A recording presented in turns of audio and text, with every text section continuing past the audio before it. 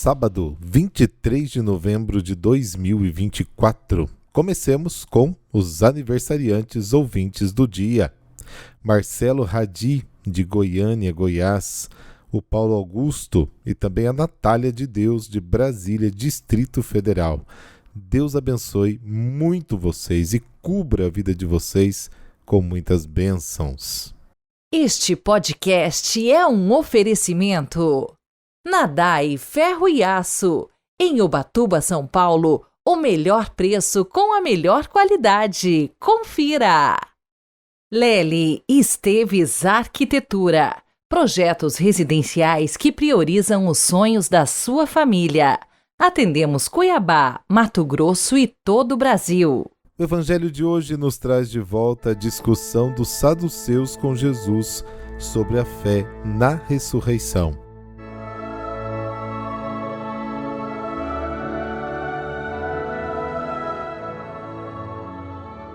Pelo sinal da Santa Cruz, livrai-nos Deus, nosso Senhor, dos nossos inimigos. Fazei, Senhor, brilhar em nossos corações o esplendor da ressurreição, para que, livres das trevas da morte, cheguemos à luz da vida eterna. Amém.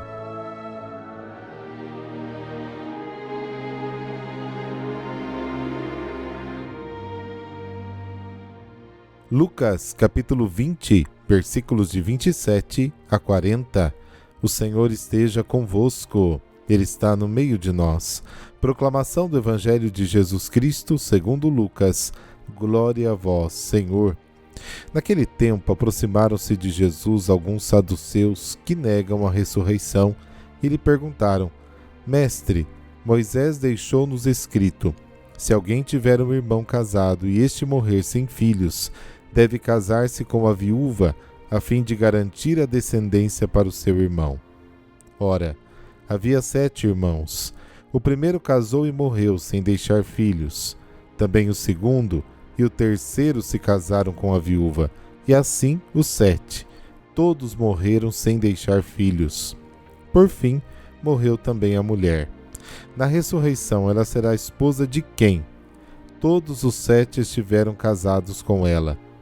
Jesus respondeu aos saduceus: Desta vida, os homens e as mulheres se casam, mas os que forem julgados dignos da ressurreição dos mortos e de participar da vida futura, nem eles se casam, nem elas se dão em casamento, e já não poderão morrer, pois serão iguais aos anjos, serão filhos de Deus, porque ressuscitaram. Que os mortos ressuscitam, Moisés também o indicou na passagem da sarça, quando chama o Senhor, o Deus de Abraão, o Deus de Isaque e o Deus de Jacó. Deus não é Deus dos mortos, mas dos vivos, pois todos vivem para ele. Alguns doutores da lei disseram a Jesus: Mestre, tu falaste muito bem. E ninguém mais tinha coragem de perguntar coisa alguma a Jesus. Palavra da salvação. Glória a vós, Senhor.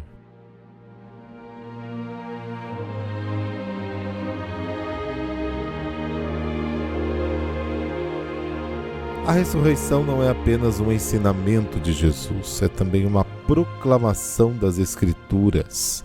A afirmação "Eu sou o Deus de Abraão, Isaque e Jacó" sugere que o mundo dos falecidos é um mundo de pessoas vivas. O problema da continuidade da existência já aparecia nas últimas páginas do Antigo Testamento, mas se tornou a mensagem central da pregação cristã. Em Ezequiel, capítulo 37, versículos de 13 a 14, a ressurreição é vista como aquela ação que nos faz conhecer Deus.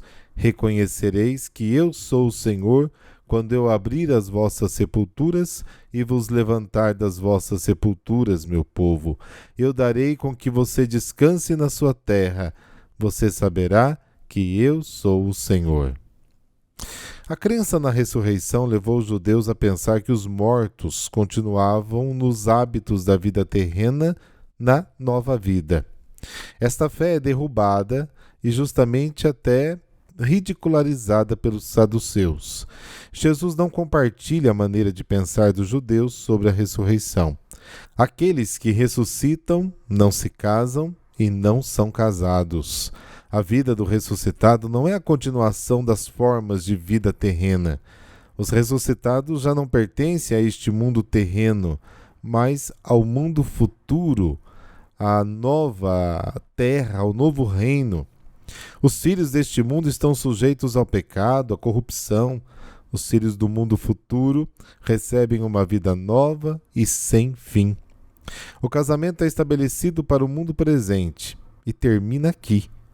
Os homens do mundo futuro são imortais porque são iguais aos anjos. Os anjos nas Escrituras são chamados filhos de Deus. Jó capítulo 1, capítulo 2. Os ressuscitados recebem filiação divina. 1 João capítulo 3, Romanos 8. Recebem glória, também no capítulo 8 de Romanos, e um corpo espiritual, 1 Coríntios capítulo 15. A ressurreição é o nosso nascimento pleno para a condição de filhos de Deus. Na verdade, Jesus, filho de Davi segundo a carne, é constituído filho de Deus com poder segundo o Espírito de santificação através da ressurreição dos mortos. Ele é o primeiro entre muitos irmãos, o primogênito daqueles que ressuscitam dentre os mortos. Romanos capítulo 8, Colossenses capítulo 1. Deus é o Deus dos vivos, porque todos vivem para Ele. O Deus dos vivos não se rodeia dos mortos. Deus não criou a morte e não se alegra com a ruína dos vivos, porque é o Senhor amante da vida, como está em Sabedoria, capítulo 1 e o capítulo 11.